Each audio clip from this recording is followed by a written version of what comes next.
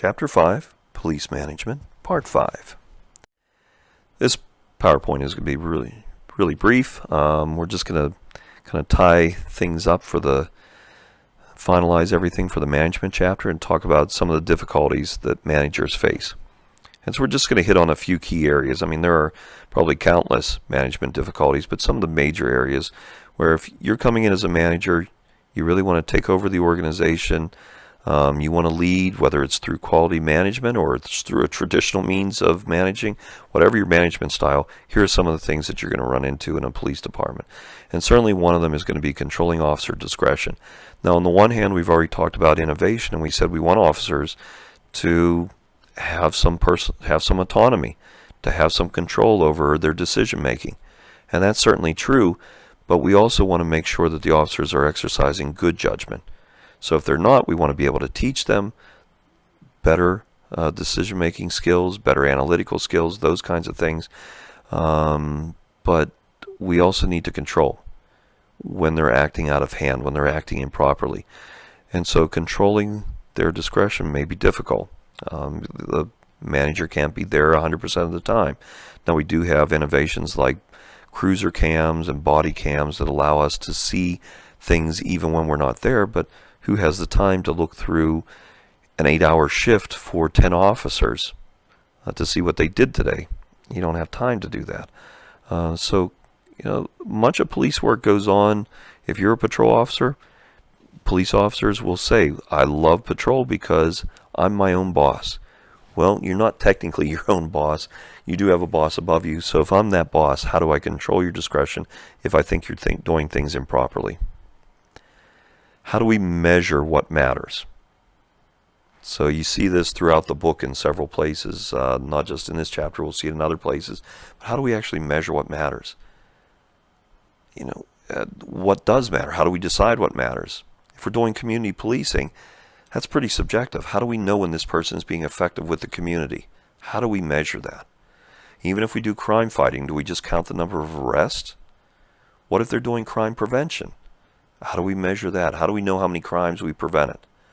So again, measuring what matters can be difficult. You're managing, but how do you know if your officers are doing a good job or not? That's a common problem for managers in any industry. How do you know when they're actually doing a good job?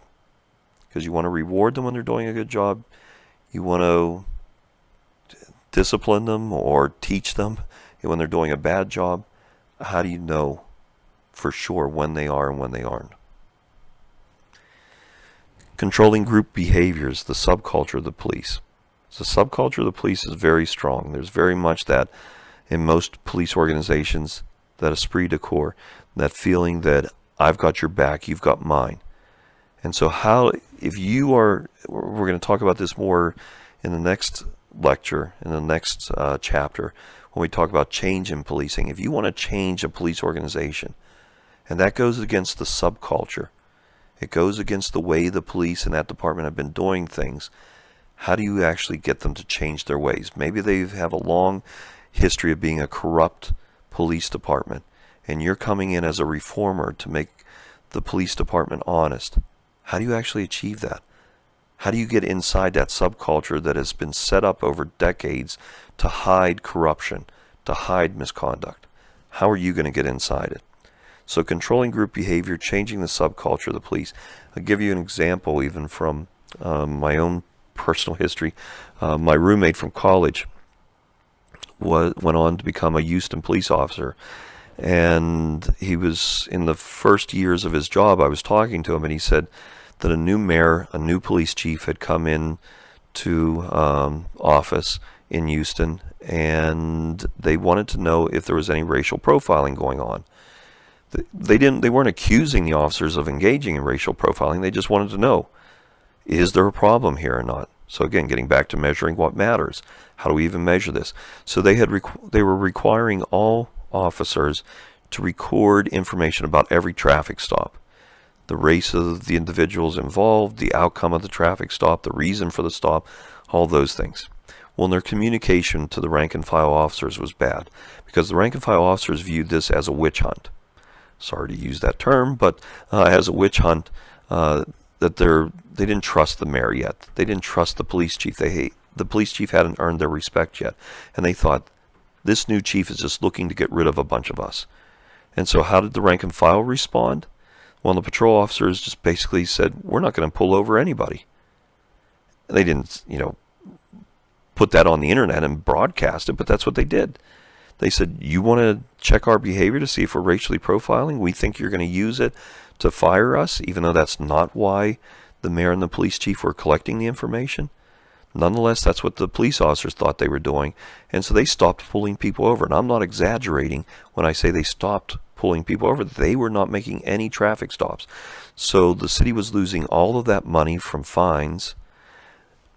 They had to shut down libraries and city pools and other city services earlier, or close them completely.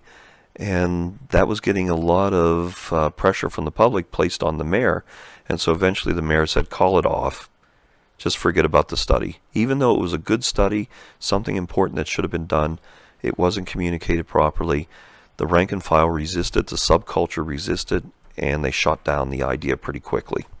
So you have to be mindful of that if you're managing. What is that subculture? How do I get inside it?